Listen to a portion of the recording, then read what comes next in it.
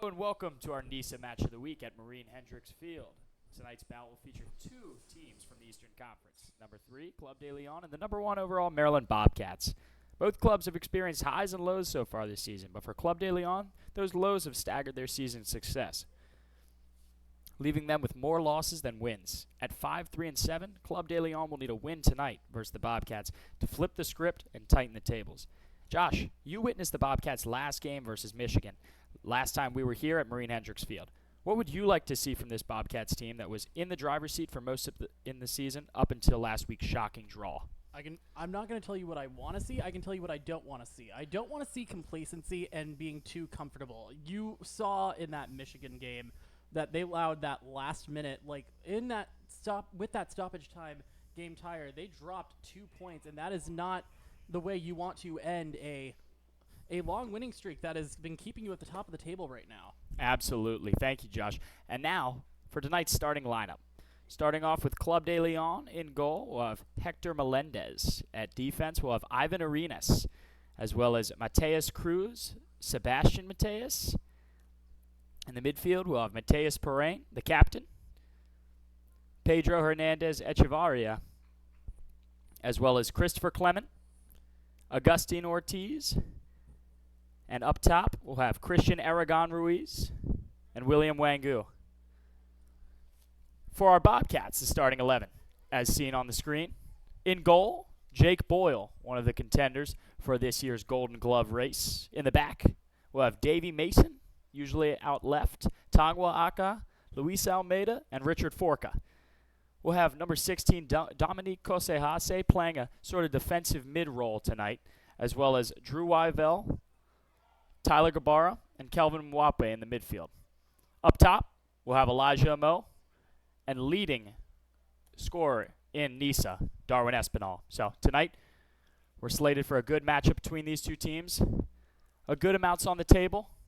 I would say more for Club de Lyon than for the Bobcats. So as we're about to get underway here, we'd like to thank Zara, the official sponsor of NISA, the soccer ball sponsor. So as we're about to get underway, Elijah Amo on the ball. And we are active.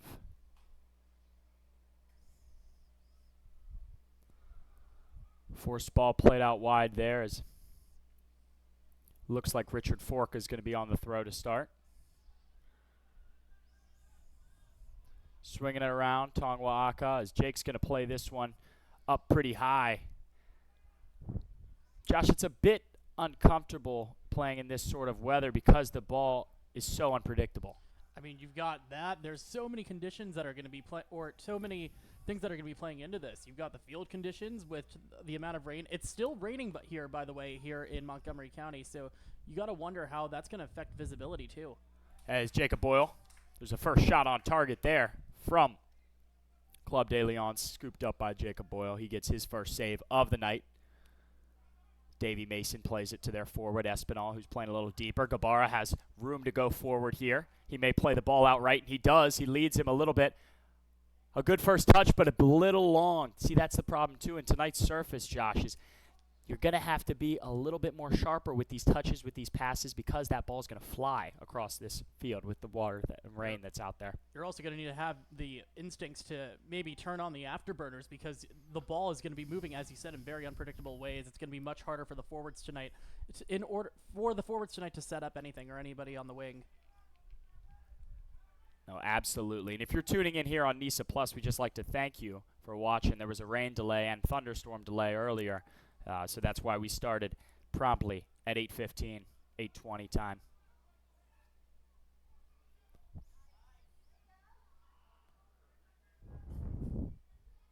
As here's a ball forward played. This one's broken up there by Andrew Wyvell. Beautiful touches from Espinal. I mean, it doesn't even seem like this surface has even messed up his game. I mean, it doesn't take much, it seems, to mess with his mentality at any point. Here's Gabara with time and space. Maybe looking to get the ball out here to Davey Mason on the left flank, and they will. Mason has room. Opts to go backwards, and I think the Bobcats kind of just getting touches on the ball, make sure everybody gets involved here. Feel more comfortable with all this rain. I mean, very brief warm-up as that one's one in the air. To that point, if they want to learn anything from the last time these two teams played, Club de Lyon held the possession, had the majority of possession throughout the entire first half of the last time these two teams met back in mid-July, and you're going to want to take advantage of that because it seemed that they were not good whenever there was a counterattack.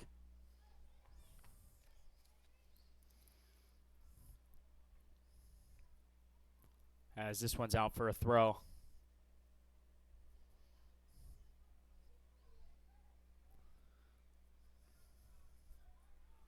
Played back in here as they're going to swing it across the back.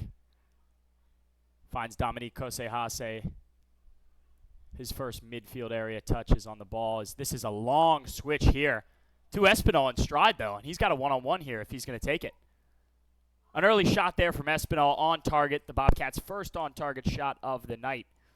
And I think Espinal was looking to put a little bit more power on that, but it's not bad to drive those low-driven shots in a rainy game like this. Goalkeepers slip up real easily, let that go under their arm, off their hands, and in the back of that net. So good first attempt there from Espinal. Yeah, and we also saw a lot of howitzers against by the Club de Lyon goalkeeper back in July. So that was a good opportunity. As this one's stolen here. Maybe a shot on goal soon, but now, and there's Andrew Wyville. And they're going to award a free kick here just outside the penalty box, it looks like. I believe this is going to be in those handlebars of that 18-yard box, just right within, if not right outside. And I think we're going to see a Darwin Espinal free kick here. Yeah, agreed. It looks like maybe about 2 yards just a yard outside of the semicircle right behind it. This is prime real estate right now for anybody to curl one in. This is about as close, not about as close as you can get, but very near that edge of the box. To any closer, you're getting a penalty kick. So we have Tyler Gabara as well as Espinal lined up on the ball. And Wape looking to change things up as well. He's going to hit it. And Wape's going to hit it. He's going to score. Steps up to it. Was not expecting that at all. We had Gabara and Espinal lined up for the free kick. And Wape comes up, just walks up to the ball and hits it in that upper 90 section, that right netting. What a beautiful strike there. And Kelvin Mwape, what a way to put the Bobcats on the board in the first 5. You got to love the way that Mwape faked out the wall because it completely, how should I say this? It completely made the wall, or all the defenders for Club de Lyon let their guard down, and it completely made them lose track of focus. And as a result, it caused the goalkeeper to not be able to make a good save in time, and he wasn't able to rely on that wall. Absolutely, Josh. A little bit of trickery thrown in for the Bobcats early on, and I think that's kind of what they need. As this ball is going to be swung across the back. I like the early scoring we've seen throughout this season series. Last time this matchup happened, Club de Lyon scored in the 6th minute. Maryland just scored in the 6th minute as well in this one tonight. So this should be another high-scoring affair that we could be seeing tonight. Absolutely, Josh. And I'm just going to correct you and say it was the 5th minute just because the Bobcats are one-up in the Club de Lyon since last match. As Ivan Arenas looking to settle the ball here. And that's going to be stolen. Mwape with speed. Kosehase kind of just sends this one a little forward. It's kind of the defensive instinct in Kosehase's play, I would say. As Club de Lyon looking to build an attack here. And Kosehase is going to say, yeah, not this time. Escobar has time and space.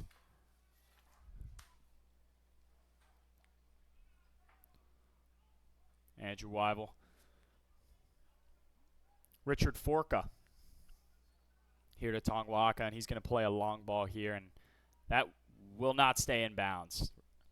AR there didn't see enough for them to keep that one in play. And just to get this out of the way, we have our referees for tonight's match. At the center ref position, Jake Joyce. AR1, Andrew Kennedy. AR2, we have Ariel Raban. And it looks like Espinal has a run forward here. Gabar is going to stay on sides and maybe be able to play something in. He slices it back to Espinal. Espinal a touch. Turns this one around. Plays this one back. Kelvin Mwape in the same spot he almost struck that last one at. And he's going to turn this over. As Club de Lyon trying to build something here. A late slide there from Luis Almeida, and it appears that might not just be just a warning. He was trying to get there on time, it appeared, but a second too late. One misstep.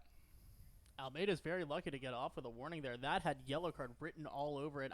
Another thing that you got to worry about with the rain that we just had, timing is going to be everything here because of how slick the surface is. Absolutely, Josh. And in case we didn't introduce ourselves earlier just because of the frenzy that was going on at the start of this match, I'm James Consoli, joined by my colleague Josh Sager here. We will be your tonight's broadcasters on NISA Plus for this week's match of the week. As it looks like Club de Lyon again trying to build something on that left side. Haven't really used this right side of the field yet so far this match. I think they're trying to exploit something that maybe we aren't aware of on the Maryland right channel because they've only been attacking on the left side. Anything that's been going on the right also for Club de Lyon has been turned over, which has been, as we saw with that last play a few moments ago with Darwin Espinal, almost creating a goal-scoring opportunity. Absolutely. And that'll be Jacob Boyle's second save of the night. That was a long ball. I wouldn't know if I'd call that a save, but he disrupted the play there as Boyle's going to try a long ball here. That one's just way out of bounds. It's not going to be as many clean hits tonight. It's almost like they're going to have to play these sharp passes 2 feet on the ground. No long balls, no messing around out here today. What I said at the top of the hour, at the top of the broadcast, you can't get too comfortable. Obviously, now you really cannot get comfortable because of the weather conditions and how slick the surface is, how wet the ball is. It's going to be very, very difficult to get anything going correctly. Absolutely. As this one's going to be another long ball they're going to try again here.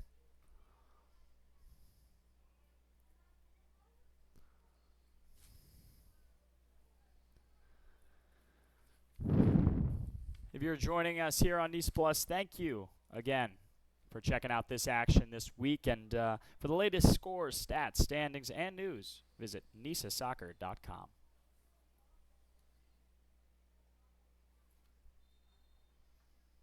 Looks like a little bit of stoppage here. A little confusion with the AR from the center ref as well.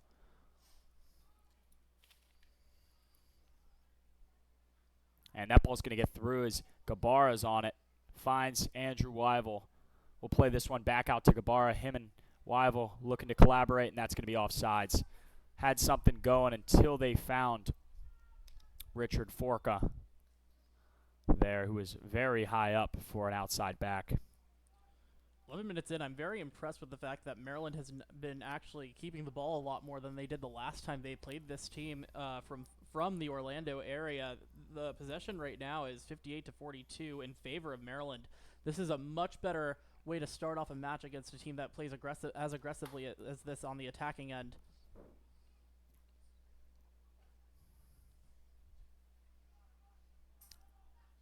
Oh, and that's a ball through. And it looks like that one's going to be called offsides.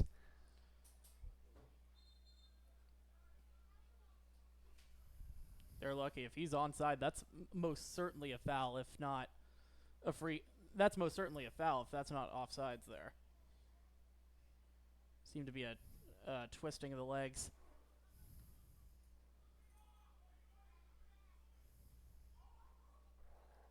This ball's going to be played forward here. Elijah Amo with slight pressure. Elijah Amo is actually the last scorer for the Bobcats on Wednesday, August 21st, the last match they played here at Marine Hendricks Field. Amo scored one second goal in about the 90th minute. The Bobcats thought they had secured the win with a 2-1 lead up until extra time, where the Michigan Stars were able to score one late off a little bit of a deflection. Prior to that, Bobcats were on an 11-game winning streak in the regular season, Josh, and they really didn't have too many mishaps or close bouts No, they did not. They were the forefront. The only match that they really had any trouble with was the last time these two teams met once again. I hate that I keep bringing it up, but it was probably the most contentious match that this team had played before that Michigan game. One of the first matches they've played where they didn't have the lead or start off with the lead. They didn't have the lead until the second half in that game, Josh. As we see some nifty footwork here as Club de Lyon's looking to go forward and build an attack, and looks like they have Maryland staggered. A beautiful ball here. As Club de Lyon's going to put this one in. It looks like that's a deflection, may go out for a corner. The first corner of the match.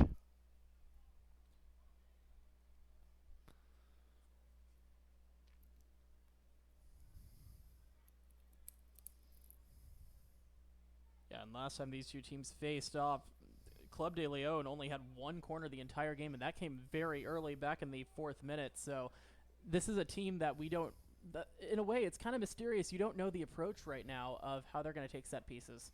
Absolutely. Really unpredictable as this one's lofted up. A beautiful spot to put it in. No foul called yet as some bodies fly in the box. This one's deflected and way cleared out. As this may be a counter. Darwin Espinal can't get there in time. He's holding the back of his head. Hopefully okay. Looks like he's holding his ear, the left side of his head there. I mean, he got really close also to his head got close to the foot of the Club de Lyon defender there, and that is a guy, if you're Maryland or a Maryland fan, you really cannot afford to lose Darwin Espinal, currently leading the Golden Boot race. And if you want to talk about the last time these two teams met, had a hat trick in that match, was definitely the MVP of that game. Absolutely vital to that near bout and ultimately a win for the Bobcats, but they would not have won it without Espinal.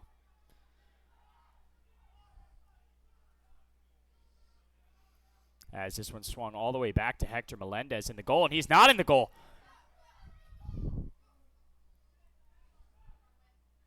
Espinal puts this one into play. Gabara on his right won't decide to shoot it. Instead plays it out. And that's Josh, I like to leave the opinions out, but Gabara has it on that right foot. I know he likes to use that left foot more often, but he decided not to shoot that one with nobody in front of him right outside the 18. Don't understand the thinking there. If you've got the chance to do it, you should. Although we know that Gabara is not necessarily the cleanest finisher, but it's always worth taking that risk.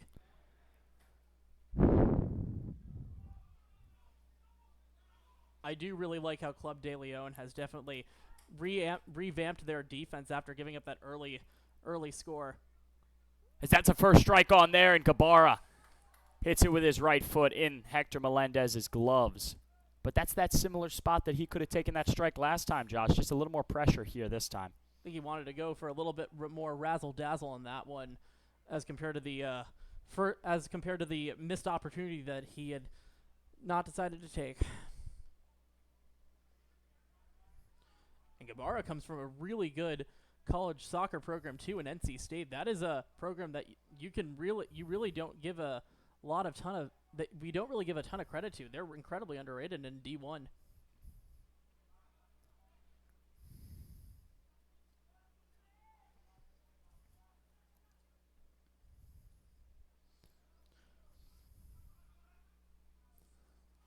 As Wyville builds here, and Gabara back on the ball, trying to get through there, and Gabara upset with the center referee here in Joyce.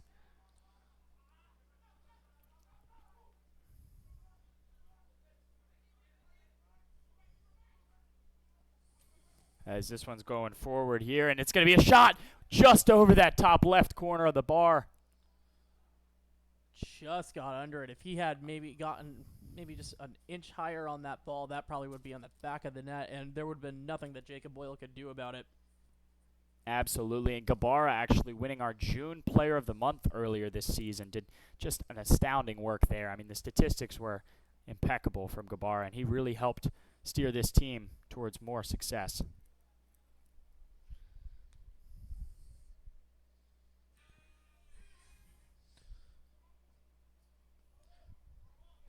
I mean, Gabara is also a guy that has USL championship experience with Loudoun United. You would expect a guy with this caliber to be able to play as well as he is so far this season. And that's a tough mistake there from Kosei Hase. Cannot allow that, as that's going to be a strike on goal. That's going to be the first goal here for Club de Lyon. On the ball, it looked like number 2, defenseman Ivan Arenas. A beautiful strike there off a mishap from Kosei Hase. Leads the Bobcats back to a draw as Club de Lyon notches this game at 1-1 apiece. You know, when I was looking at Ivan Arenas's Barry University profile, one of the things on the scouting report said he can turn on a dime with the ball, and I think we definitely just clearly saw that. That is such a wonderful strike. In Maryland, you really cannot let your guard down defensively after turnovers, because it can lead to golazos like that. That is an incredible strike. And Jacob Boyle, who has been doing really well in the Golden Glove race, there's nothing you can do about that there. Good amount of clean sheets for Boyle this season. The exact number I'm unsure of, but I think he's got 3 this year. I think it's a little more than 3. Let me check my stats. But yes, Josh, 4. It's actually 4. Yeah, 4 clean sheets so far this season for Maryland Bobcats goalkeeper Jacob Boyle. And that one, I think that's a pretty hard clean sheet to avoid. I mean, the shot, a deep strike right in transition. Ivan Arenas didn't think twice about that one and put it in the back of that netting. As Elijah Mo on the ball here. Gabara has a chance to get it, and that's going to be a Bobcats throw. Possession has definitely changed significantly in this game. Club de Lyon now is at 53%, and we're about 20 minutes in, so. As a Mo there gets fouled, and the Bobcats are going to have it in sort of the corner kick area. Going to treat this one as a cross. Maybe try and lob this ball to the back post and get another goal there on Hector Melendez. I bring up the possession number because that seems to be the MO of how Club de Lyon seems to like to play. They like to have the possession-based style of play, and it's been working for them for the most part this season. In all of their wins, they've been for the majority of the time they've held the possession. So that's definitely a good pattern to keep up.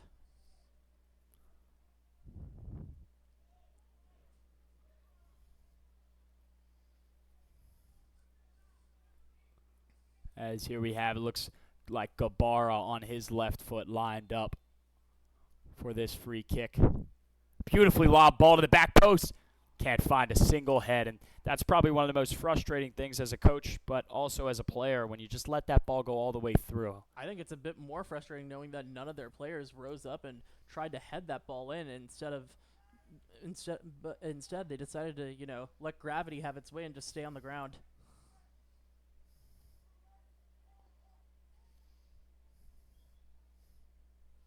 As Hector Melendez is going to lob this ball up to nearly the half-field mark. This ball's in transition. As played out here to Christopher Clement on the flank, and he's going to lob this ball into the back post. Almost finds a header there near the penalty marker. Would have been a flying header, but this ball stays in bounds. Put back into it. Kosei Hase's head. Flicked back in. People calling for a handball maybe up top. Referee didn't find it. This one's lobbed back in. Cleared out there from Davey Mason. As now Davey Mason able to stay up. Falls down on that play actually and able to clear it out as this ball is going to be out for a throw for Club de Lyon. I do want to talk about one of the players that you just mentioned, Christopher Clement. He's got a very interesting background. Born to an American mother and a French father, and grew up in Spain. Was part of the an academy in La Liga, the Mallorca Academy. That's a pretty good soccer resume, and then brought it to FGCU and played really well there, and has had 1 assist this year for Club de Lyon. Absolutely, definitely a lot of backgrounds there, mixed cultures he's been to, and I wonder what he thinks about Maryland as opposed to the other states and other countries he's been living in. Definitely feels in. Comfortable in Florida, I can say that. As now the Bobcats looking to maintain possession, but this ball lobbed up. And what a turn by Gabara, able to stay on the ball. Finds his guy Espinal, and Espinal just forces that ball in there when he's got so much space. Espinal not able to find another Bobcat going forward there. As now it appears that Club de Lyon's kind of just going to sit on this, maintain the possession, move at their own speed after that attack there from the Bobcats. That was a really nice move, though, by Weivel to get that to Espinal, but there was nothing that could be converted there. Espinal did not cook that pass properly. No, and I bet he wants that one back, and he'll get more chances, though, if we know Darwin Espinal. As this one's just forced forward. A lot of just, like, getting it out for the Bobcats. And I think, when you're playing in the rain like this, you don't want to make any bad mistakes that, end up deciding the turning point of the game. So when we're notched at 1-1, you really got to be safe, and the Bobcats are proven to do that right now. And I've done that before in high school. I lit up a pretty big PK that caused our rival school to beat us, so I know what that feeling is like. You really don't want to be the one that might be the reason that you don't want your costly error to be the reason your team either loses or just drops points on a draw. As now Club de Lyon building another attack here as this one's broken up by Kosei Hase. That's 2 turnovers now for Kosei Hase. He's got to be really careful right now. And that's tough. Kosei Hase more like adapted to a defenseman sort of role. And they like to play him in that midfield role near the 6 as this one's lobbed into space. And Davey Mason just doing an astounding job at getting the ball out. But this one, another strike on, and that one's not going to be on the frame as that's a deep shot there. It appeared that one was Christopher Clement on the ball there. Jacob Boyle had not to worry on that one. Going back to what you said about Kosei Hase, it seems that they're playing him in more of an attacking midfield role, and it's very visible that he seems uncomfortable, and you can tell he is not a guy that normally turns the ball over a lot. He's already done it twice tonight. You got to wonder how nervous he is playing in a different position that he hasn't played before. As this ball cleared past the midline by Jacob Boyle. The Bobcats having a chance here as Elijah Amo able to settle the ball down, and Davey Mason tries to play it there and is not able to get it through. Swung across the back here, Tongwaaka. Now Richard Forka plays this one to nobody. As now Club de Lyon maybe in transition here. That ball stays in.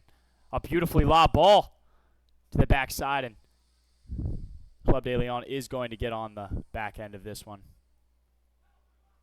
Nice little combination here, and Davey Mason able to hold his ground. And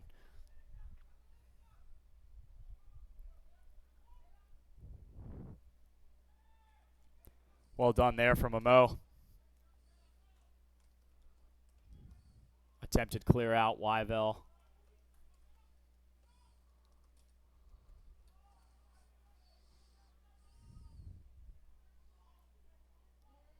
And this one might get through here as Jacob Boyle with the save. Jacob Boyle is on it as usual. There's times for goalkeepers where aggressiveness pays off and where it costs you. That was one of those moments where it paid off, and I think if he hesitated a bit longer, that would have been in the back of the net for Club de Lyon, and they would be up 2-1 here. No, you're exactly right. As a goalkeeper, you need to have that quick decision-making. Might be the most important position where decision-making is vital. Pretty good turnout of fans here at the Maryland Soccer Complex. On Marine Hendricks Field is located this game. Gotta give a lot of these guys a round of applause. They stuck out during the horrendous conditions we had just about under 2 hours ago. So it's good to see that we've got a good-sized crowd tonight. Absolutely, and there's a few more games here at the Plex where fans can cheer on their favorite NISA club all season long by visiting Passage, the official ticketing partner of NISA. Find tickets for NISA matches at tickets.nisasoccer.com. As we see another turnover here from the Bobcats. Christopher Clement plays this ball through, and that's going to be a no call there from the referees, thinking that that was a trip into space. The Bobcats certainly were fortunate there, as the referee did not call anything. I think the forward for Club de Lyon there might have already been tripping on his own foot, and he seems to be getting up okay, but it looked like he might have tripped on his own foot before. There was even a tangling of legs. Absolutely, and if I'm not mistaken, that looks like Christian Aragon Ruiz up top there for Club de Lyon, and almost had a scoring opportunity there. Scored in the last match against Maryland Bobcats back in July, and it was a beauty of a goal. It was from way outside the 18. That thing was hit from downtown Gaithersburg at this point. Got that right. It's really hard to forget that memory of a shot. Beautiful strike from outside, and that one really startled the Bobcats, if I'm not mistaken. Really was shocking that the Bobcats against the team this year were not the first team to score in that match. As this one's going to be out for a throw for Davey Mason. Well, you got to remember in that match, Club de Leon scored in the 6th minute. Maryland, they only needed 5 minutes to get the equalizer, so they aren't necessarily phased. It just takes a little bit of time for them to really turn on the gas. Absolutely. And here's Mwape on the ball, and he's going to slip this one in behind to Amo. Amo's going to cross it. It's almost going to be finished there from Espinal, but it's just off target. He slid just a second too late, almost got to that ball and put it in the back of the net, but this one is going to go out, come back in for a goal kick. Kids, if you really want to know one lesson about soccer, timing is everything. That is the definition of why you need to time that perfectly, because your foot is not going to be able to redirect that into the back of the net if you don't time that properly. Absolutely, and Hector Melendez wasn't really to be found on that one. It would have been a clear opportunity for the Bobcats to edge this 1-1 tie and give them a 2-1 victory, as Kosei Hase tripped up there, and they said play ball, as this one's going to hit Andrew Wyville clear in the face. I do want to say that was a really nice tackle by Baruz, but you've got to now be very concerned by Andrew Wyville. This is a guy who might be silent, but he provides a really lethal very lethal style of play to this Maryland Bobcats side.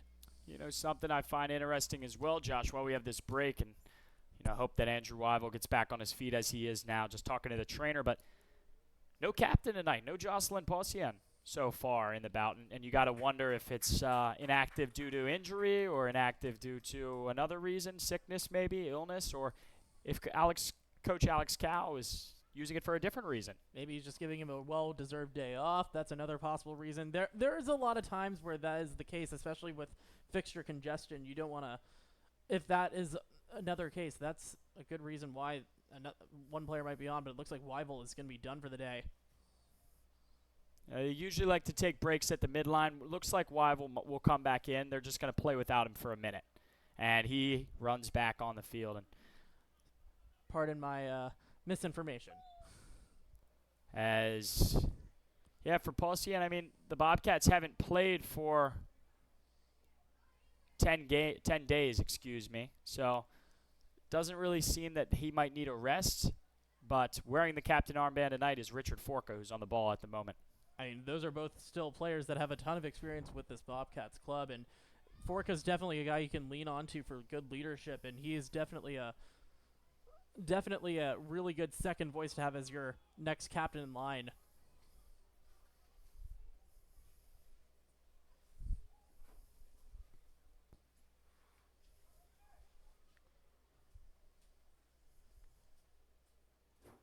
As now we have a ball forward here. It's Gabar on the right flank on his left foot. He's going to use a move and try and get through. He's going to meg there, find Mwape, and back to Gabara. Gabara cross in, just over Espinal's head. A shot there from Amo deflected and went back out as Dominique Kosehase is on the ball. Amo probably should have gone for the first timer there. You don't have enough time to settle yourself down because of the defenders starting to bombard you. So that was a very big missed opportunity by Amo to maybe put yourself in the score sheet and to possibly get yourself on ESPN's SportsCenter's top 10. Speaking of SportsCenter's top 10, last night, about 30 miles from here at the University of Maryland, a shot from half field featured on SportsCenter's #1 top plays of the week, and it was a shot from past half field. I saw that. I was like, no way. Beautifully lobbed shot. So if you didn't witness that, maybe go back and give that a check out, as we have a foul here, and it's going to be going in Club de Lyon's favor. We talked about NC State earlier with Tyler Gabara. If you want to talk about a program that is D1 soccer royalty, you have to go no further than College Park. I mean, that has produced some of the best names in MLS. So, and also, as it seems to be coming up, World Soccer, it's a really big destination for international scouts, it seems.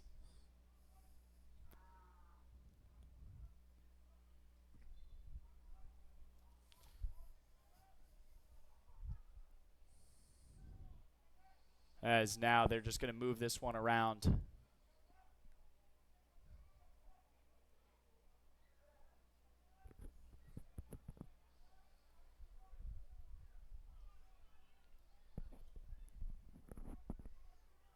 Club de Lyon building here.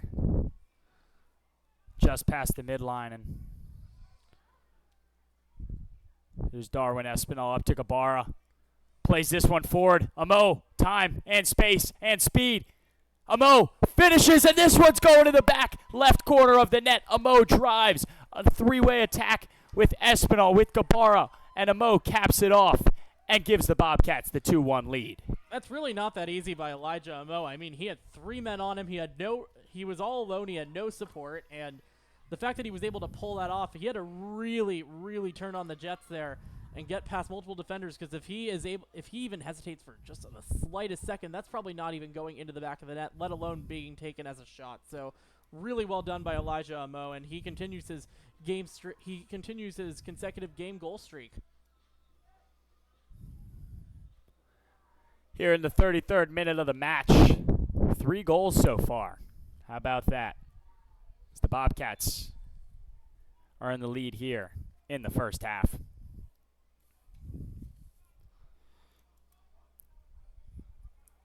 If you know anything about either one of these two teams, you know that Club de Lyon's coming all the way from Florida. So they had a long trip to get here. If you're traveling with the team, you probably have used Hotel Planner. Hotel Planner is Nice's official online hotel reservation planner. Fans can get discounted hotel rates to attend Nice matches, tournaments, or personal travel. Visit nisa.hotelplanner.com to book your next trip today. As now we have Club de Lyon just working this ball around, and Hector Melendez playing very up high for a goalkeeper.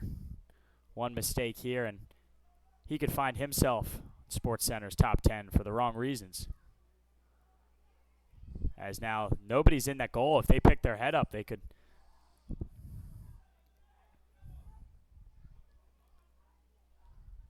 As Espinal, just a few too many touches here. Can't get through that penetrable defense right there. As Espinal tries to win it here, and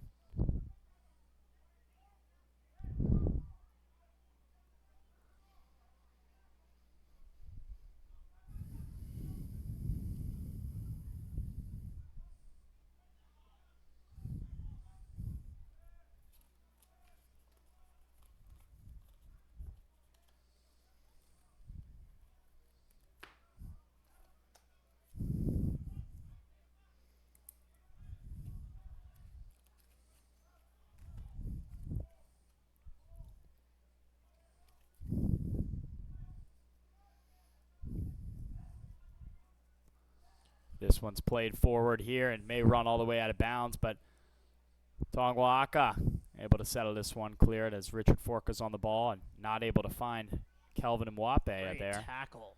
Kosei Hase strong with the tackles, and Kosei Hase fighting for that ball.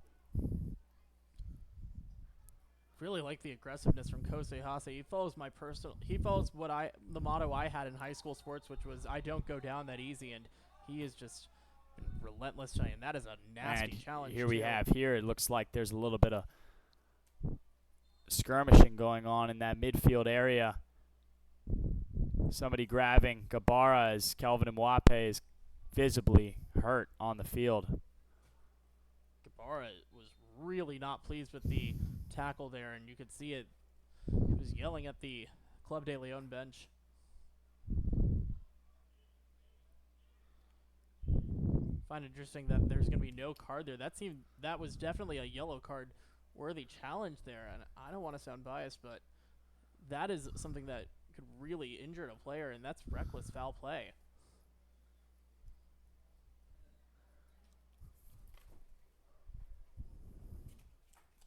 As we are at a quick pause here, look like a foul real quickly there, and this ball is going to be lobbed up and cleared out here by Club de Lyon. And as if you can see any of the 3 flags held up here at Marine Hendricks Field, you can visibly see that the Maryland flag is at half-mast today, as it's International Overdose Awareness Day.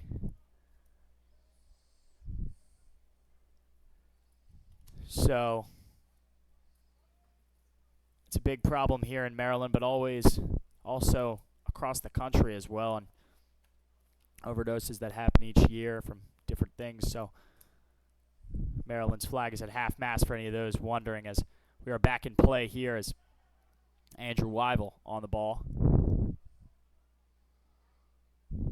Gabara here, forward again. Moving it here to Mwape.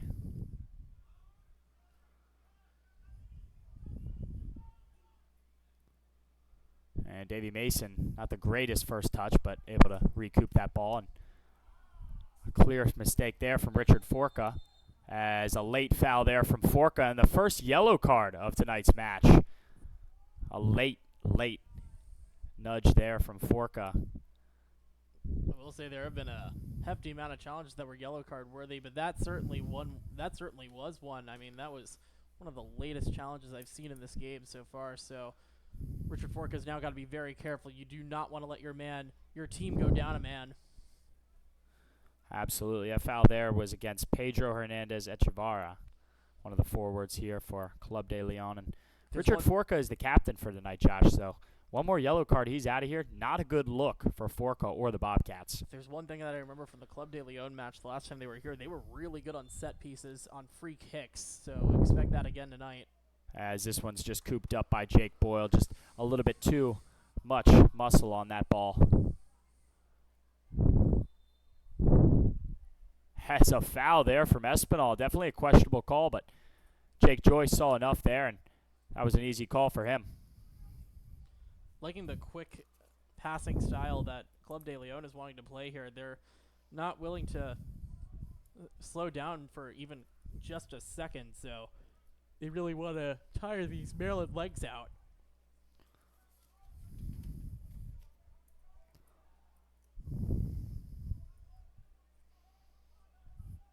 As now Club de Lyon really just working the ball around. I'm telling you, Josh, Hector Melendez, the goalkeeper for them, really likes to play high. He's at least 30 yards from that goal right now. And it's what's called a sweeper keeper. For those of you that watch DC United back home, Tyler Miller for DC United did the same thing a lot last season under head coach Wayne Rooney. So that's something that you could definitely see. There's a lot of benefits to it, but there's also a lot of drawbacks, which we'll get to in a second. As Davy Mason able to play this one on the ground here. You've got Gabara, a strike just over the goal there. Lobs that one up, not able to get the right footing there, and that's going to be another shot for the Bobcats. Took too much time with it. Got a little bit complacent. As I said, you don't want to get complacent against this Club de Lyon team, and he decided to maybe take an extra step or two that he really didn't need, and I think a one-timer in there could have been in the top corner. As Hector Melendez recoups the ball again.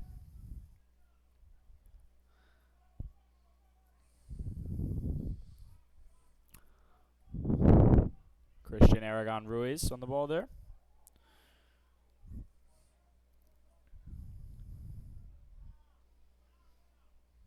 As Forka clears this one out off Ruiz's head.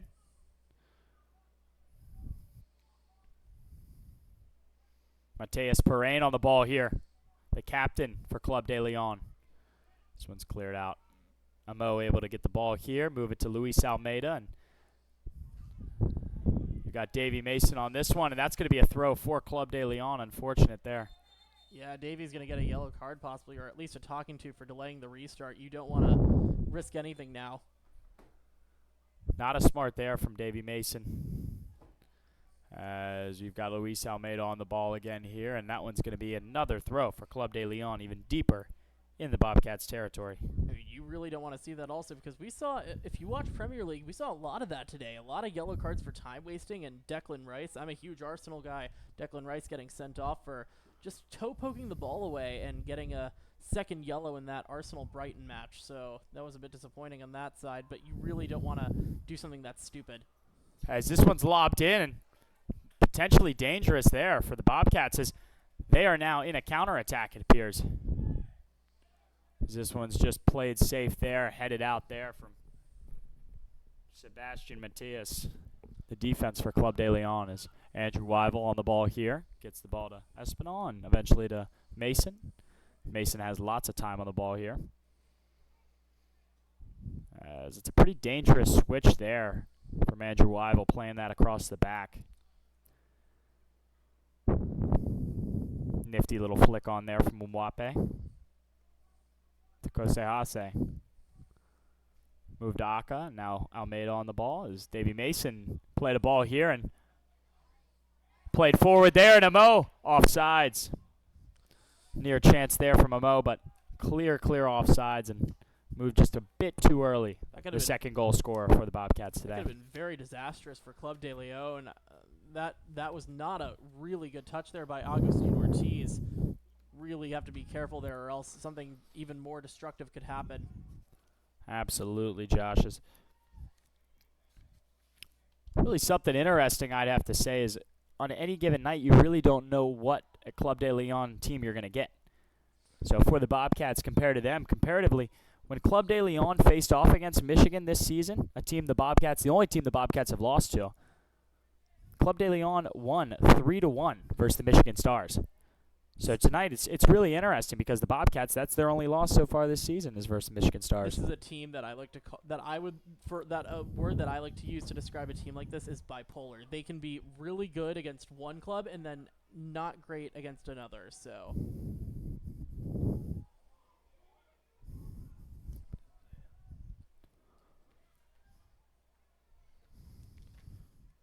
I think another goal here for Maryland could help at least seal their fate, but they've got to get another one because Club de Lyon has been getting a lot of good chances tonight, and you don't want to give up another 2 points like the ones you did against Michigan.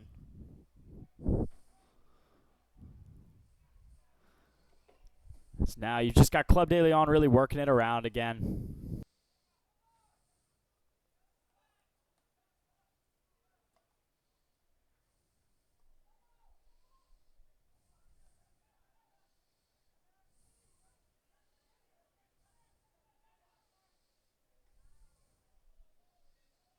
This one's broken up by Davy Mason, but Christopher Clement able to lob one to this back post area.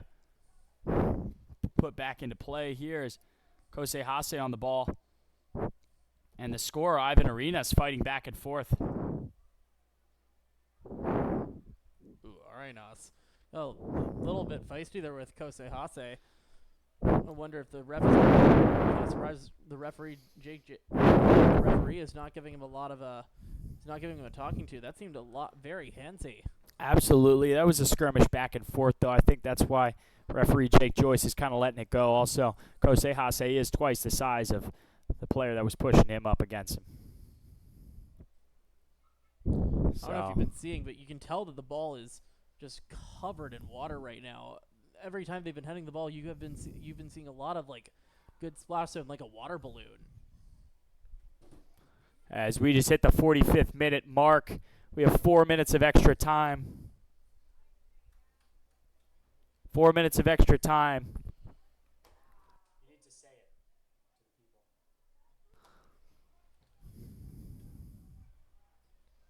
the people. 4 minutes is still plenty of time for anything to happen. So you got to Maryland, you really can't get too comfortable, and for Club de Lyon, you got to make them uncomfortable. Absolutely, as Forca gets this one out.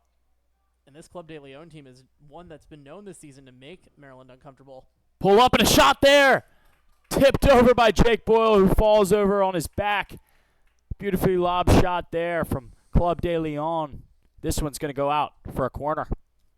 Jacob Boyle is patting himself on the back, and I think a lot of his teammates are going to have to pat him on the back for making that save. That could have snuck into that upper right corner out of nowhere, and that would have been a major shock to end this first half.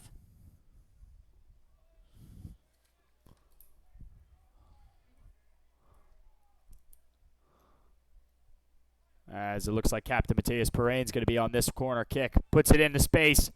This one slips through. Ivan Arenas on it. Lobs this one back in. Cleared out by Kosehase. Perrine, maybe a shot. Deflected there from Almeida and played out of bounds. Great defensive stand for the Bobcats so far. Club de Lyon fans have got to be loving this pressure that they're putting on the top team in NISA. I mean, they just look incredibly discombobulated on the back line right now.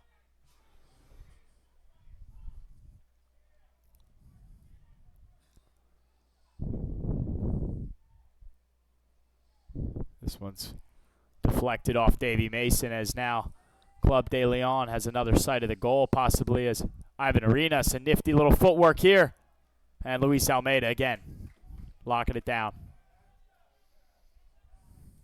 Almeida's been pretty stout defensively tonight, and he's been providing a real nice added pressure on the left side, on the left back position. Approximately 1 more minute left to this extra time as referee Jacob Joyce is reaching out a card. That's going to be a red card here. A red card awarded to Club de Lyon. It'll be number 27, Agustin Ortiz. The first red card awarded this game. I mean, Agustin Ortiz, that was acting like an impotent child. He stepped on the Maryland player's foot. You can't do that and expect to get away with it if it wasn't in-game action, or if it wasn't during a play, or just in what's the word I think of here? It's incidental contact. You can't do that, and that's a rightful sending off. And this is a huge opportunity for Maryland right now to add on to their lead. They really need to take advantage of the fact that they are now up a man. That's one of these situations where you really got to know time and place and control your emotions. And Ortiz there, just wrong time, wrong place, and now you put your team down a man before we even get into the second half. Approximately about 30 seconds left in this extra time before we go into the halftime break. You got to wonder, though, how much time is now going to be added on. There's probably going to be a little bit more added on because of that stoppage. As this one's flicked back all the way to Hector Melendez in the goal.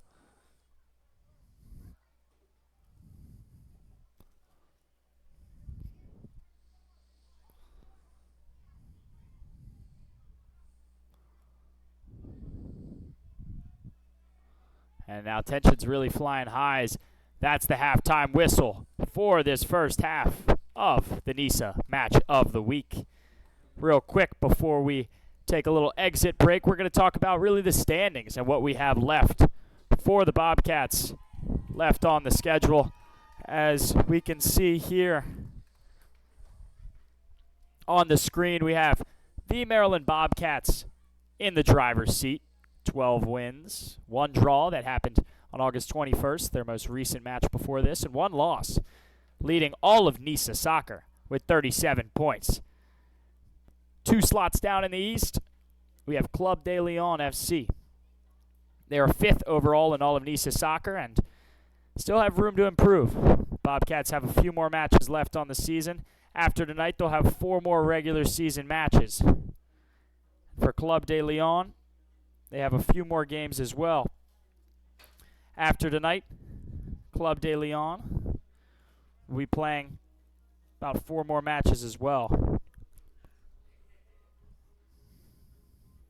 So, we thank you for joining us here on NISA Plus for this matchup between the Maryland Bobcats and Club de Lyon. We'll be back in just a few moments.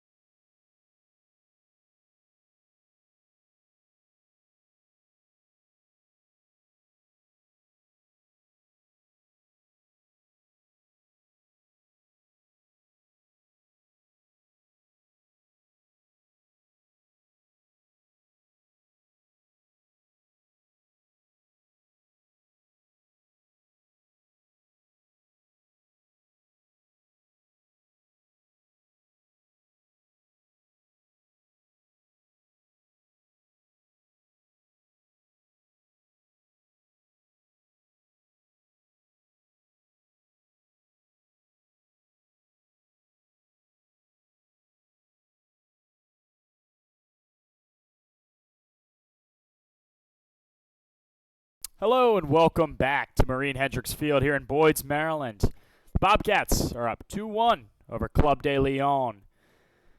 Just to give you a first half recap, the Bobcats scored first off a free kick just outside the 18. Kelvin Mwape with a beautiful surprise strike.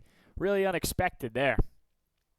Club de Lyon was vast to response with a sloppy midfield turnover from Dominique Kosehase and a beautiful strike from Ivan Arenas shortly thereafter. But the Bobcats regained the lead just in the 33rd minute from Elijah Amo, his second goal in 2 games. But, Josh, what I really wanted to talk about is really the late red card in the first half. We have Augustin Ortiz just making a pretty sloppy mistake there as we're about to get underway. I mean, what were your thoughts on seeing that and kind of how that impacts the rest of this game with Club de Lyon down 1 goal? I'm going to say first off, sloppy is putting it a bit mildly. That was a childish decision to do to step on the foot of one of the Maryland Bobcats players. Now you've let your team down, and they're now down a man, and now Club de Leon's going to have to completely change the way that they're going to play this match. Absolutely, and that's at the center ref. We have Jake Joyce, as well as at the AR1 on our near end, we have Andrew Kennedy, and on the far side, we have Ariel Raban.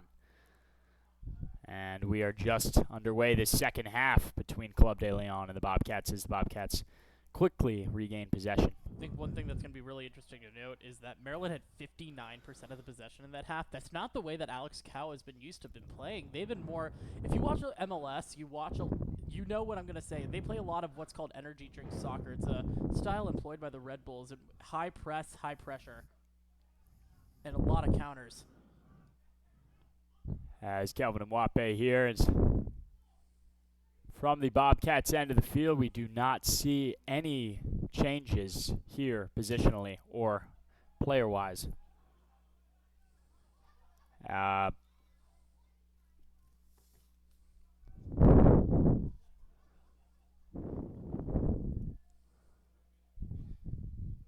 As it looks like there's a quick foul early on here.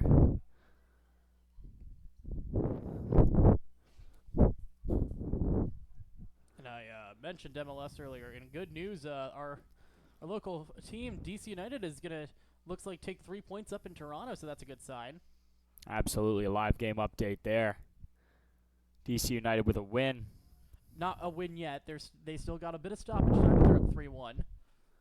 But this is, if you want to bring even more hometown spirit here in Maryland, you gotta get this winning. Maybe add some more goals here because Club de Leon, they aren't being phased, it seems, by the fact that they just had one of their players shown red. They are already on the forefront. After something like that happens, you can't really show weakness, or else you think the Bobcats are going to run all over them, and that while they still may hold true, it looks like Club de Lyon with the strike there. That one's just lofted right over the goal. Boyle going out of his crease. That could have been very costly if that one is put on target. That's in the back of the net, and Jacob Boyle can only have himself to blame. He didn't palm that away that cleanly, and he was way out of the net. Absolutely, as this match really is one of those where a lot of these Club de Lyon players may play all 90. I mean, except for, obviously, for Augustin Ortiz, who got the red card. I mean, a lot of these players, now you got to rely heavily on your starters, even more than before. This team from the Orlando area is really shorthanded tonight. They only have 5 subs. Those are 1 forward, 3 midfielders, and a defender. This is going to be a very tough hill to climb, so shorthanded. And those are really, really tired legs. Absolutely, and they already play a mostly forward rotation, I'd say. I mean, you really have 2 guys playing more of a midfield role, and most of their guys are trying to play as high as possible up top so they can net goals. As Dominique Kosehase on the ball here out to Tongwaaka. Mwape with a rough first touch here. And I think it's also important to note that when you're looking at the subs, the one forward that they have is Justine Alejandro Rodriguez Serna. He has not played since April 20th against Savannah. But he has been a good goal scorer for Club de Leon. He does have 2 goals in 2 seasons with this side, so that's always a bit of a bright spot. Absolutely, as we have an attack here. Looks like William Wangu.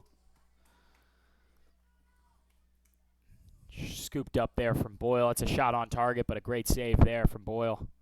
As Kelvin Mwape, one of the first half scorers for the Bobcats, looking to take this right side. Instead, he'll opt to go backwards and find Andrew Weibel. Might want to. I think we've kind of hid this under. We've beaten this.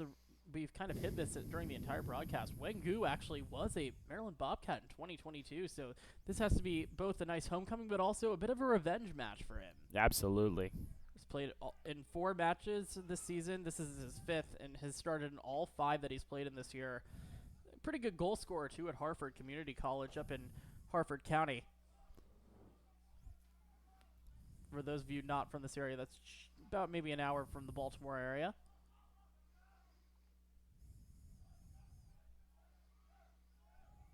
As now Hector Melendez really holding on to this one until he lobs it up to absolutely nobody.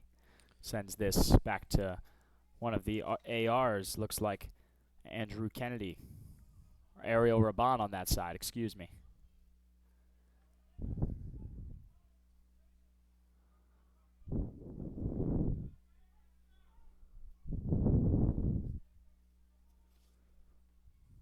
As now the Bobcats not really forcing any sorts of attack here, just sort of moving the ball around and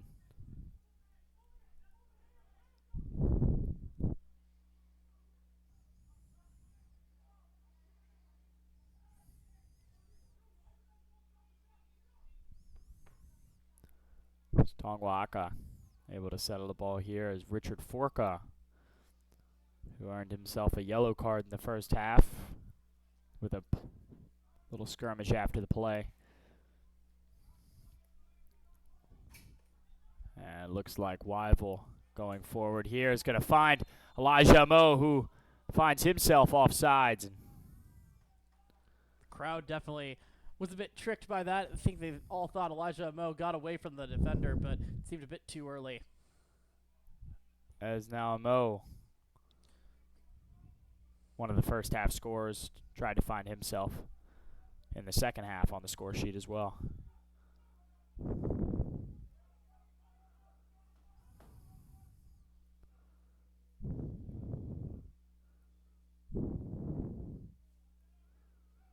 Now some quick movement by Club de Lyon. They're picking up the pace here, playing these balls.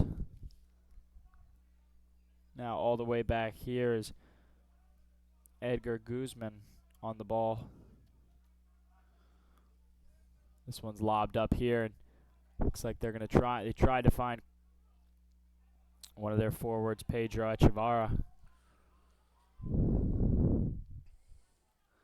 This one's lobbed up. Ivan Arenas tries to save it, put it back forward, but heads that out of bounds. I think Arenas could have probably let that go. It could have been an easy throw-in. And there's been one thing that I think I've seen tonight as a weakness for Maryland. They have been having a hard time defending in their own end and allowing possession in their own end, because Club de Lyon has been really solid on the attacking side of the ball.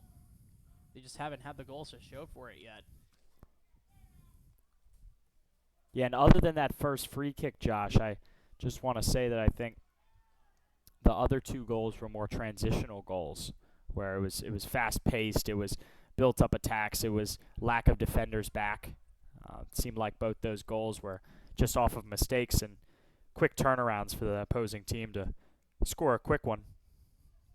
We had Kosei Hase's error in the midfield, the middle third, and then we had Elijah Mo in transition with the help of Darwin Espinal and Tyler Gabarra, able to score a goal with man up going against Club de Lyon.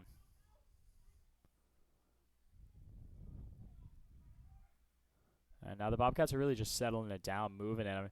I think really their goal is at this point is just to try and get this Club de Lyon team tired. They know their man up over Club de Lyon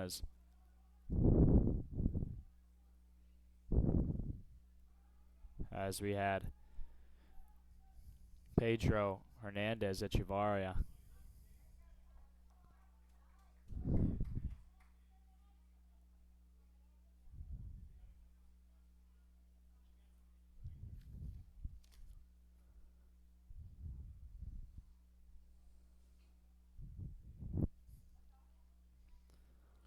think it's going to be very crucial, specifically in the next 15 minutes for Club de Lyon. If they want to get anything done and put some more pressure on this Maryland side, they're going to have to do it now because Maryland is starting to definitely feel a bit comfortable. But again, as I said, you can never feel too comfortable because you can make some seriously costly mistakes, as we saw last week against Michigan.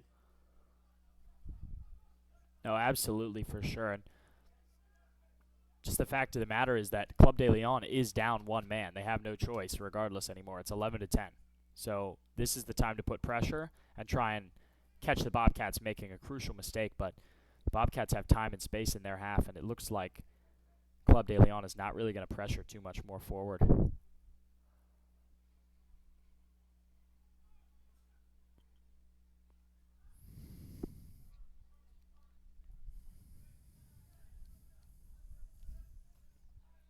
Like to take this break just to be able to shout out the soccer ball that these players are able to use. Zara, the official soccer ball sponsor of NISA.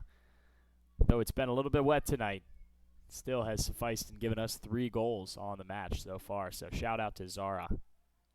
All 3 of them have been of the highest quality too. So absolutely, not really any deflections, no sorts of mishaps by the goalie, Nothing. No low-driven balls. They've all been top shelf, good shots, really. I mean, except for Elijah Mo's break, it was all pretty clean. The first 2 were unsavable in my opinion by either goalkeeper. So I think that's another reason why playing in the rain might play to outfield players' advantage, because it gives the ball a lot of opportunity to take some weird bounces, take some awkward angles. Let me just say, to summarize, let me just say playing soccer in the rain is quite fun. As now we have the Bobcats possibly on a counterattack. Elijah Mo finding Kelvin and Mwape out wide, and Mwape is going to use a little nifty move, cross this one in on the ground, and it's going to be a strike there from Espinal on a great save there from Hector Melendez. Wait for him to stay on his feet, not get too startled, and make a dazzling save there, and this one's going to go out for a corner. Kelvin Mwape has been having a fantastic night tonight. I mean, that is some really dandy footwork from him, and I think Espinal perfectly timed it, just an even better save by Melendez in the box. But Espinal, again, you can't take anything away from him. He did everything right on that play, just an incredible save.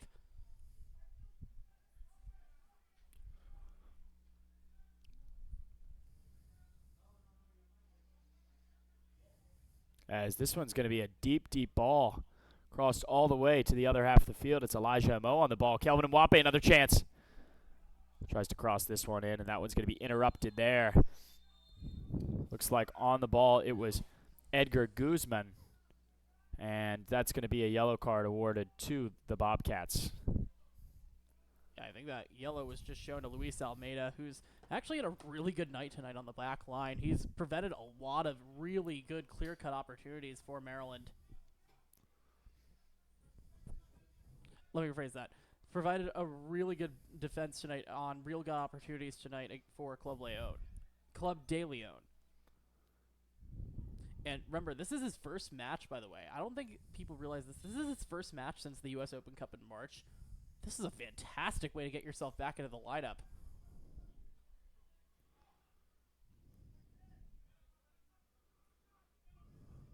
And now beautiful counter. Mo plays Kelvin Mwape. They have numbers forward if they can keep driving. A beautiful chop here from Mwape. Taking his time. Finds Amo. Amo stays on sides. Amo crosses this one to nobody. Turned out to be a pretty good counter. Ended up being just a throw-in for Club de Lyon in their own territory. So if the Bobcats can apply the pressure here, they may be able to keep this one yet again in a dangerous position. Really good stuff tonight from Mwape. He has just been on a tear tonight, and I don't see any sign of him slowing down right now. No, and it seems like he's got a really good connection with the midfielders and the forwards on this Bobcats team, because they know they're almost thinking 2 to 3 moves in advance, right? They know what each other are thinking, and able to act on that is just really puts Club de Lyon in a sort of frenzy. Amo not getting there is kind of disappointing if you're from the Maryland perspective, because that would have been a clear-cut goal, possibly goal number 3. And that could have been what put this game away. Yeah, and that could be the really the difference maker, but also it's just a problem, Josh. Sometimes when you're using these sort of quick counterattacks and really just like to go, it can be a problem for your players if they can't always go, and bring the speed all the time in transition. Yeah, and the defenders are not able to prepare adequately in order to defend on the counter, and it creates possible breakaway opportunities and a lot of goalkeeper trouble, which is not something that Maryland can afford right now. Absolutely. As Darwin Espinal plays that one forward, looks like he gets it to his left wing back, Davy Mason. Davy Mason tries to cross it, ends up off the foot of Club de Lyon, and that's going to go for a corner. Another scoring opportunity here for the Bobcats.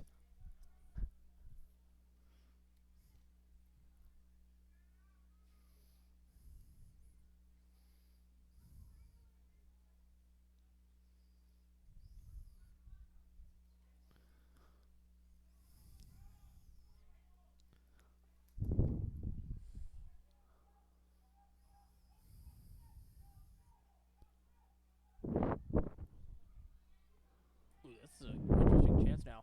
Absolutely, as Mo puts this one across the goal. Tries for a back heel there. A little bit too nifty. Trying to go for the fancy schmancy there is not always the smartest move, because it's gonna it could really cost your team a lot of problems. And look, it's always great to see players go for it, but you don't need to end up the hero or the SportsCenter top 10 guy every time. Just do something as simple as just putting it in the back of the net. You'll be a hero to your team either way. No, absolutely, Josh. As we just saw a little bit of some activity going on this far side of the field. If we can get a good look at that, it seems like some players had some tensions rise there. A yellow card was awarded, looked like, to a Bobcats player. As we just had a sub here as well in the 59th minute. Number 5 for Club de Lyon just subbed in. That would be Anthony Pinheiro, a defender was born in Uruguay, grew up in Kissimmee, Florida. Has not played this season. This will be his first match of the year. Was a member of Club de Lyon's B team, so he has at least a little bit of professional experience, but nothing at the top level of NISA. Absolutely, and it looks like he might be coming in for, I believe it was number 36. Yep, that's none other than Christian Aragon Ruiz.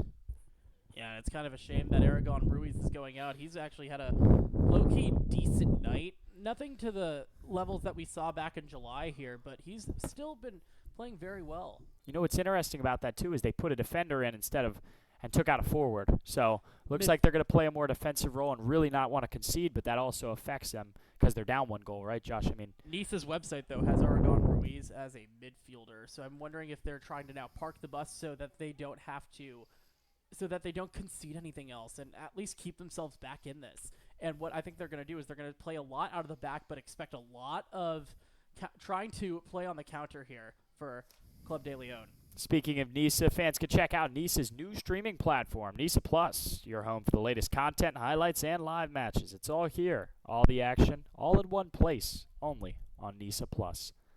So we have a ball here played forward to Mo. Takes a beautiful first touch and is able to stay on the ball here, but Mo trying to keep it alive for his team, and that's going to be Richard Forka. Hopefully he doesn't let it get his emotions get the best of him here, because he already has a yellow. Yep, I was just about to say he's already got a yellow. He's got to really keep himself cool, because you do not want to lose your captain. And remember, there's no Jocelyn Posse in right now. You don't want to risk anything happening here. Absolutely, and if they gave Forka that yellow armband for anything, it's to show an example and be a role model for this Bobcats team. And if Forka gets taken out of this game, then really who do the Bobcats turn to as their captain for the remainder of this second half? So yeah, we honestly don't know, because it's only been Possian for the most part this season. Yeah, as now we have Club de Lyon on the ball again. And Forka's probably also a fan favorite too here, considering that he is a veteran of this club and he is a native of the area in Silver Spring.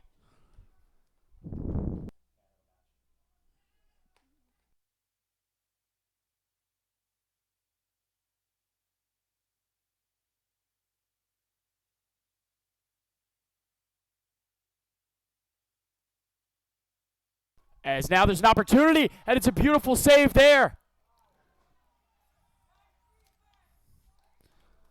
Way to stay alive there from Hector Melendez, not able to let them score a goal.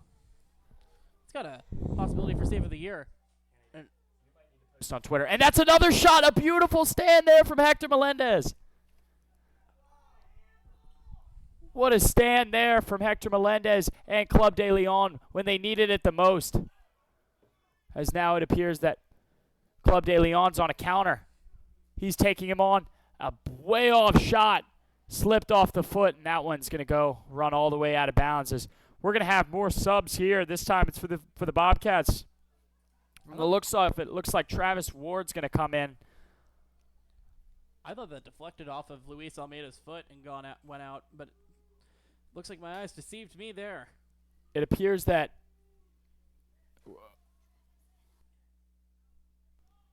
looks like we're going to have Travis Ward and Abdul Kuistra come in for the Bobcats when we can get the next sub. Sorry for the brief stoppage. Well, for people tuning in, let me just give you some background about the two that are coming on for Maryland. Abdul Kuistra, my dad, if he's watching this, will be happy to know he's a fellow University of Wisconsin alum, also a Madison, Wisconsin native. But he has not played in quite a while. He last played back on the on the only loss of the season against Michigan. As now it looks like Richard Forca and Dominique Kosehase were the two subs that came off as Abdul Kuistra as well as Travis Ward come on and really bring this back line back to life. Yeah, and Travis Ward should help provide a veteran presence. This is his 4th season this year in NISA, and by the way, also 4th different club. Can't be easy, but he's fit in pretty seamlessly here. And it looks like none other than Darwin Espinal is going to take over the captain armband as Forca gets some rest for the rest of the night. It's going to be rather interesting.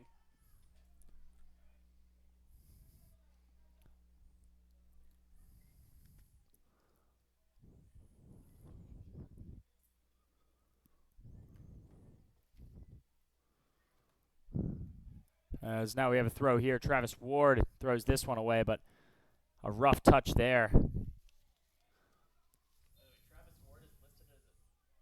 Travis Ward is listed as a defender on the Maryland Bobcats website. He had 29 goals in 92 appearances at his university, Rowan University in New Jersey. So he's definitely more of an attacking defenseman. So this could be a very interesting rest of the match for Maryland here. Because now you got defenders joining the attack. But a negative of that is that now you're going to possibly have one less defender if there's any sort of counter.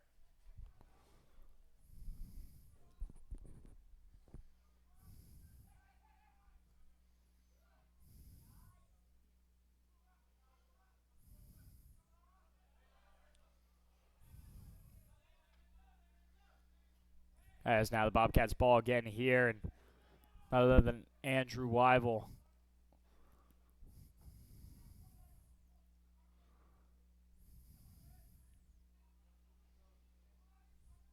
As this one's played in the back here and can't really disrupt the defense of Tongwaka and Luis Almeida. But now here's an attack here from Mateus Perrine, and that's going to be a free kick right outside the box. Yeah, that could be very costly error here. And right now for Club de Lyon, you really cannot afford to miss this shot here because you're currently down 10 men, and you want to at least give yourself maybe 1 point on the road against a Maryland team that is that is coming off a game that they probably should have won, in all honesty. This one too, Josh, doesn't really one of the only points of the game where that being down a man doesn't really matter, right? So I mean, they can have more men in the wall, the Bobcats can, sure, but this is one of those opportunities where having even numbers doesn't matter all that much. If they can put this ball on frame, this could be a good turning point for Club de Lyon. Gotta hope that whoever takes the kick for Club de Lyon, and as of right now, it looks like it's going to be Mateus Perrine. You gotta hope that he or whoever takes it doesn't do what Kelvin Mwape did back in the 5th minute and hesitate and completely discombobulate the wall. As that one's going in the back of the net, we have Mateus Perrine scoring a screamer on Jacob Boyle and putting this one in the top left corner. What a shot there from Perena. What a way to notch this game at 2 apiece. Down a man. But as we approach the 69th minute of this match. That is a beautiful goal to finally get yourself on the score sheet. This is a guy who's been a proven goal scorer for Club de Lyon. This is his 13th career goal with the club, but it only his first this season. He had 12 goals over the last 2 years. He only has had 1 assist coming into this game tonight, which came against Georgia FC in April. And that is a massive, massive goal, and it ties things up. And now, once again, Maryland, as I said, they can't get too complacent now because Club de Lyon now has the motivation.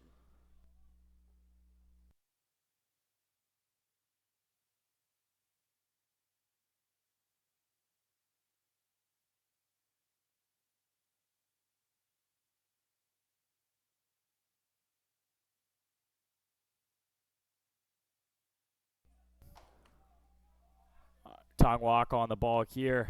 This one's going to be played out. Davey Mason on the left wing. As if you're listening or watching on NISA Plus, we're about to put a poll out there on Twitter, or X, more formally known, and you can vote for your man of the match for this week's Match of the Week.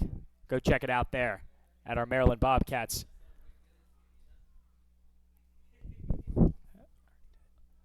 At NISA League, you can vote for the man of the match. So at NISA League is the handle on X.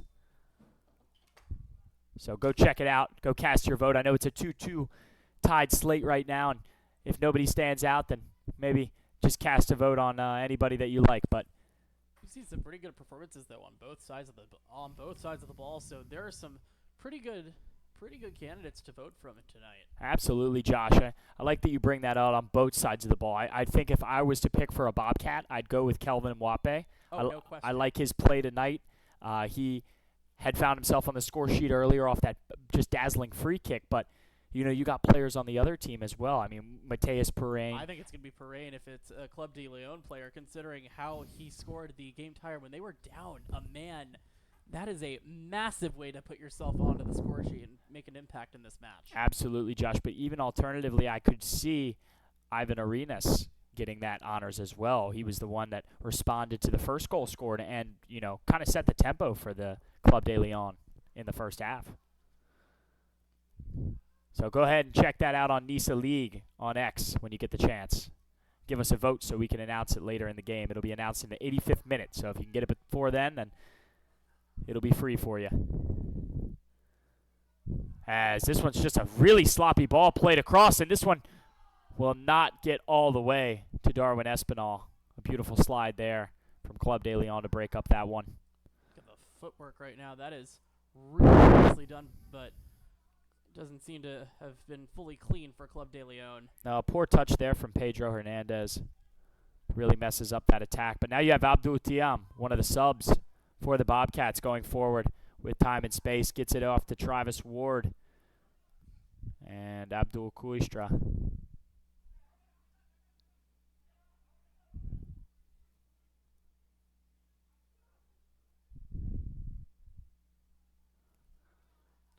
As now we have Darwin Espinal on this left wing looking to make an attack. Him and Davey Mason love to connect. Good to see Tiam in there, by the way. I think we kind of ignored him in the substitution window. He has got 5 goals this season and is 8 in his career as a Bobcat, and came from another really good college program in UConn, so he's got some really good experience. Absolutely, and I'd love to see where those goals from Abdul Tiam have come this season as Darwin Espinal winds up for a shot, and that one just saved from Hector Melendez. Deflected all the way out. We were talking about the NISA man of the match earlier. There's no reason it can't be Hector Melendez. He's been keeping Club de Lyon in this game. There have been so many amazing shots tonight by Maryland. It's been uncanny how good he's been tonight in the net. No, absolutely, Josh. And one of the biggest parts is in the last 20 minutes alone. Since this second half has been going on, I think Hector Melendez might have over 6 saves. I think it's at least 7. And a lot of them have not been cheapies. No, those are real life saves with multiple deflections going on, lots of messiness in the box, and it's getting chippy in there, and Hector Melendez has been able to hold his ground. He has been the calm in the eye of the storm, or just has been keeping so calm in all that chaos that's been surrounding him tonight. I'm really liking the movement right now of Coistra right now. He's just doing whatever he can to get away from any defender. So watch that when you're watching number 6 for Maryland right now. As now Gabara has the ball in time and space. Really, Bobcats are just going to settle this one down.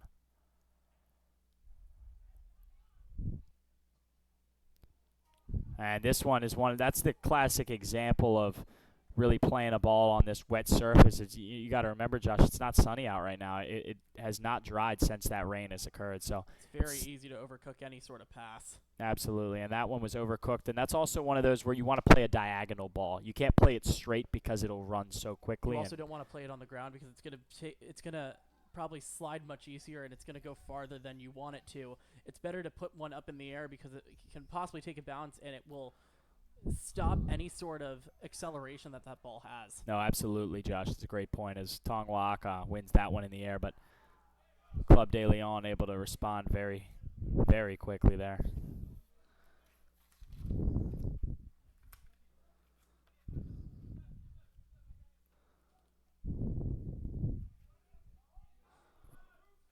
As now Ivan Arenas goes down and is sitting on the field as he's limping. Yeah, evidently just does not want to put any weight on that left leg. Yeah, for whatever reason. He's still running. He's toughing it out, but still, I mean, he's playing through this one. As now the Bobcats appear to be on a counter. You got Travis Ward going in. He's going to play this one on the ground, and Abdul Coistra is just there a little too early. Look, again, Coistra is going to be a bit raw tonight. This is his first match since April, so I don't know if we're going to be expecting a ton of good opportunities from him tonight. But if he's able to start really getting himself more comfortable after returning from what I would assume is a long injury, that's a good sign for Maryland.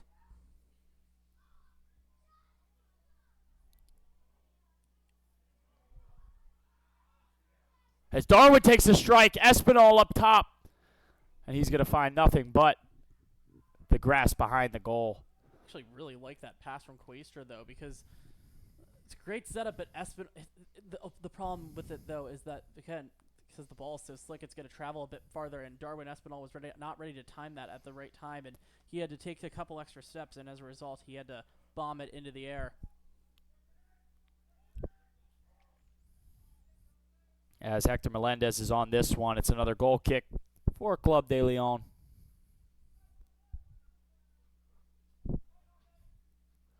Tongwaka. That's another player I think really could win this player of the match. I mean, Tongwaka has been really just impenetrable back there for this Bobcats defense. We haven't mentioned his name a lot tonight either, and he has been really one of the unsung heroes for this Maryland squad. I think he won the free kick that got them the opening goal of the match. He's had a really nice impact tonight, and he's made some really good passes that have led to some awesome opportunities. Yeah, it tends to play so deep that he's not always immersed in the action, and he just, like you said, unsung hero. I can't put it any better than that.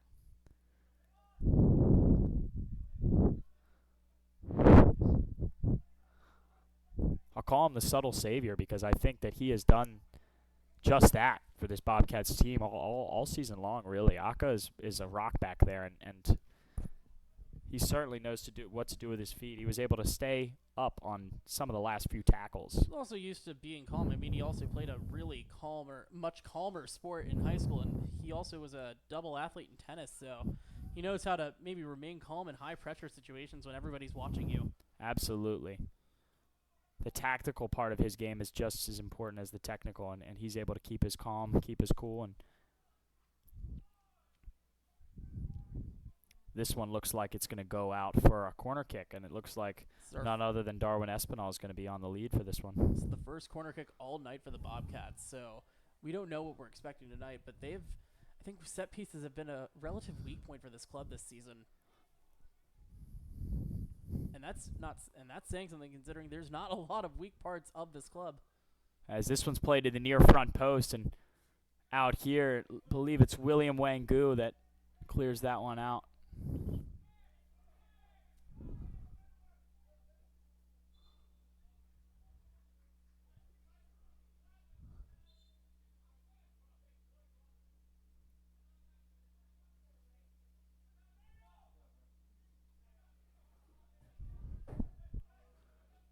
As now we see Jake Boyle playing a little higher than usual.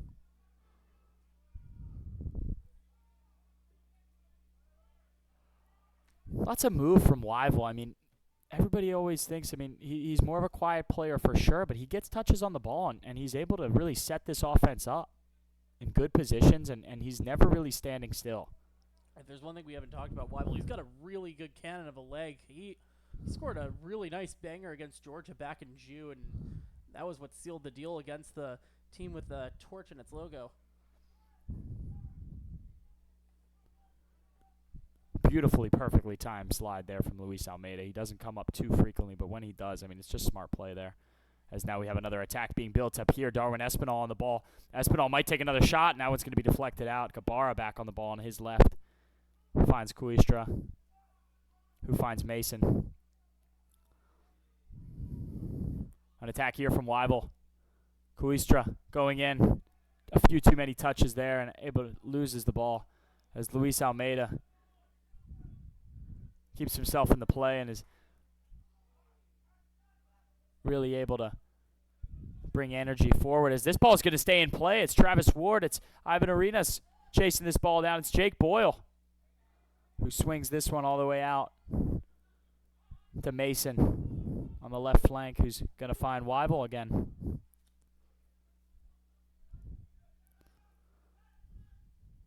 It's Gabara on his left. Weibel.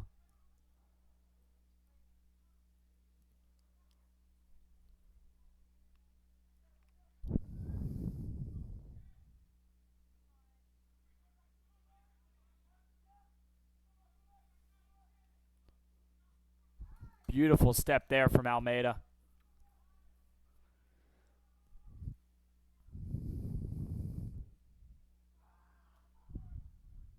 As Darwin Espinal almost finds himself through. Tripped on his own foot there, and that's what caused that turnover, and it could be very costly if there's no tactical foul there, and there is. It's been a pretty quiet night so far for Espinal, as it appears that we're going to have some subs here.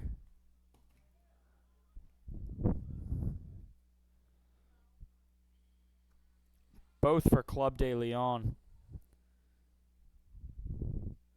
It appears that Victor Rolfe, a defenseman, is going to come in for William Wangu, the forward. He's listed as a defenseman, Victor Rolfe is, but he's making the sub an appearance in this 81st minute.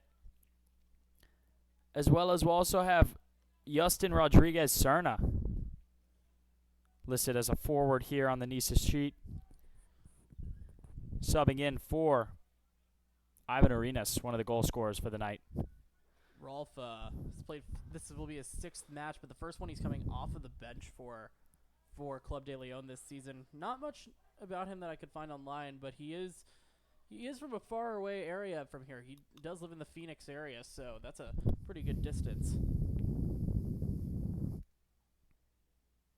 As we have Davey Mason really weaving his way through that midfield area. A long ball played here from Aka. I mentioned at the top of this earlier in the broadcast, Justine Alejandro Rodriguez-Serna. This is his first match since April 20th, so you got to wonder how warmed up are the legs right now. As we have a Mo here again. And they might swing it here. They're going to. That ball a little forced, but ends up at the feet of Davey Mason. And this one's pretty quick counter. But Luis Almeida with yet another perfectly timed slide. You got to give him the credit at this point. I've seen 3 of them in the last 3 minutes. It seems like a long shot, but he is also making a really good case for man of the match right now. He's, again, been a real nice stalwart in the back line, and I think Alex Cow has probably been, the head coach of Maryland, has been really impressed with him tonight, and we'll see what happens if he gets some more starting opportunities, because he's definitely deserved it after a performance like this. No, absolutely correct. And we're actually going to announce that man of the match in about a minute and a half if the votes are cast in. So we're going to keep posted on that. As this ball's lobbed in, and instead of Amo heading it towards the net, he heads it away from the net. Definitely an interesting tactic there, but as this one's taken away by Aka. Aka's driving.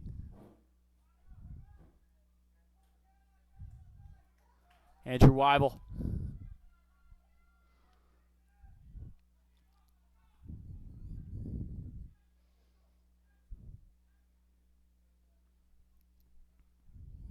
As this one across in from Espinal. A strike here from Gabara. Cleared out. Gabara, another save from Hector Melendez. Wow, what a performance tonight. Probably double digits in saves at this point. And wow, if he's making himself a case for man of the match. 12 shots on target for Maryland, by the way. As this one's lobbed in, and another save from Hector Melendez. A strike there. It appears from Darwin Espinal going to that upper 90 corner. And Melendez says, get that out of here. Just give this man of the match tonight. He's honestly the reason why Club de Lyon is still in this. It's unreal the amount of saves that he's made tonight. This is worthy of some really good consideration for that award. As this one's lobbed way, way deep, a way over hit corner, or was it? Looks like the Bobcats have a backup plan, though, here. A slide there from Aka. Gets him out of position. Nobody's offsides here. As Club de Lyon's driving, and Davey Mason says, nope, that's my ball. I'll take that. Goes in counter. It's Espinal. Perfectly timed slide there. That almost turned into one of the most dangerous attacks of the night, and Maryland has been struggling this season against the counter. That would have been very costly, and you do not want to lose a match, especially when you are up a man and you have the ability to play much better than your opponent. Mo is starting to get really handsy there right now with number 4 for Club de Lyon. That would be Matias Cruz.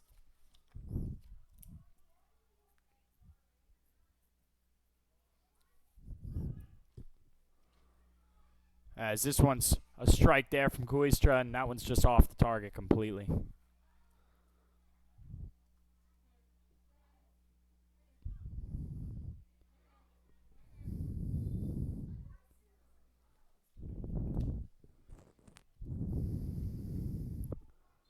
As now Hector Melendez going to have another goal kick as we just crossed that 86th minute. You want to hear a stat that's going to really mind-boggle you? There have been 13 shots on target, 18 total shots by this Maryland team. Wow. I mean, almost double digits per half. That's just really unheard of. I mean, some games you only have like 3 shots, on target. They have 5 total. They have more than double. They actually have double of what Club de Lyon has right now. Club de Lyon only has 9 shots total, and 6 of them are on target. As now it appears that free kick maybe is going to be awarded for the Bobcats, actually. It looks like a throw.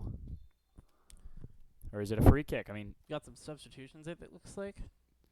A little bit of confusion. If we sound mind-boggled, it's because we are. But now it appears that we're going to be playing live again. And I think I guessed it. I mean, the man of the match, as voted per X on Nisa League, is none other than number 2, Ivan Arenas. I think first off, let me just say I'm kind of lucky that I'm not a betting man, because I know I would have lost that bet, but absolutely deserving after the golazo he scored back in the first half. I mean, you've got to really decide whether or not you want to take a shot from that long.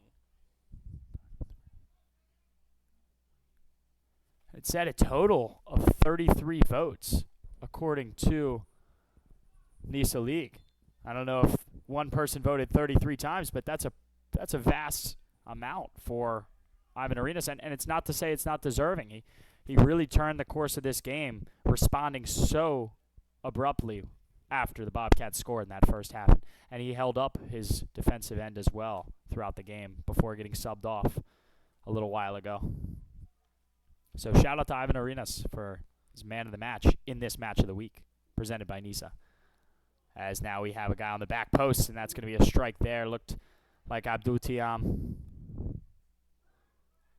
Excuse me, that's Kelvin Mwape, if I'm not mistaken. Another great block by Cruz there. There's a reason he was a part of Orlando City's B team. He's a guy that has had a really good career professionally and in college. Played at the University of Mobile in Alabama. Has 2 assists this season. Second year at Club de Lyon. Obviously good enough that they wanted to bring him back. Excuse me, that's actually Wilfred Tenay up top, who just took that last strike. He was a sub that we didn't get on the boards because of how quickly it happened, as well as Caleb Pritchett, who just contested that head ball. Those two just subbed in just a few minutes ago, so apologies for the confusion there. Both proven goal scorers. Tenay came off the bench against Georgia in late June and scored a brace off the bench, and Pritchett had probably the best independent cup run of the Maryland Bobcats. 4 goals in 4 matches, including the title winner against Gold Star. So that's going to be a big addition into the 11 right now. As this one's played in, a beautiful save there from Luis Almeida, able to stay and win that ball on the ground. As now it's going to be appear that a card is going to be awarded. Haven't figured out who yet, but looks like Dongwa Aka is going to get his first yellow of the game after a late contest there.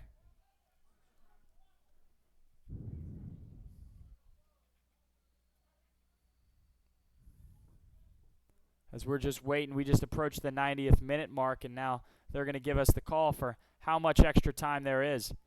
Looks like 3 minutes are going to be awarded for extra time in this match. 2-2 draw as of yet. Yeah, and that's not a lot of time for either one of these teams to get the winner. And if you're Maryland right now, you do not want to now go 2 straight games winless after a 11-game winning streak. So yes, it's Jake Boyle coming with energy. They do not want another back-to-back draw. They want to score a goal here, and that's their goal, really. It would be, I think it's been since 2023 since this team last had 2 winless matches in a row, so it's something they don't want to repeat right now.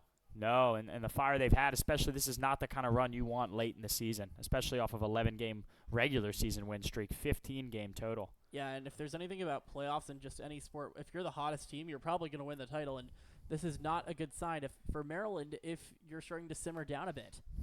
Yeah, and another problem too, Josh, that we've really mentioned a few times now is the fact that Maryland is up a player. We're going to see a yellow here. Jake Boyle is bringing that fire. He's like, I want to see him play now. We're not waiting for this. Got to get that ball in play, and we got Darwin Espinal. That was a yellow to the sub Pinheiro. On a deep, deep free kick, it's Espinal. I don't know if he's going to try and put this on Melendez or if he's going to send it to the back post. I think it's probably smarter to send it to the back post because you don't want to. That's a really, really tough shot if you're trying to curl one in to the upper post. Especially against Hector Melendez, man. You better put some heat on it if you think you're going to score a deep ball like this against him. Plus 30 yards out. This one's lobbed in. A beautiful flick. And just off target, man. From this angle, it looked like that was going to tuck that inner netting, but Hector Melendez didn't seem worried at all. As now we probably have about a minute and a half left in this extra time period.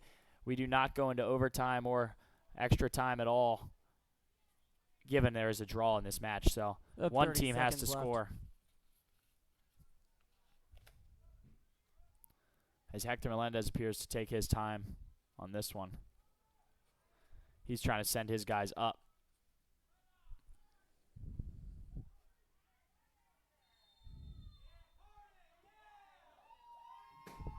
That's a yellow for time wasting.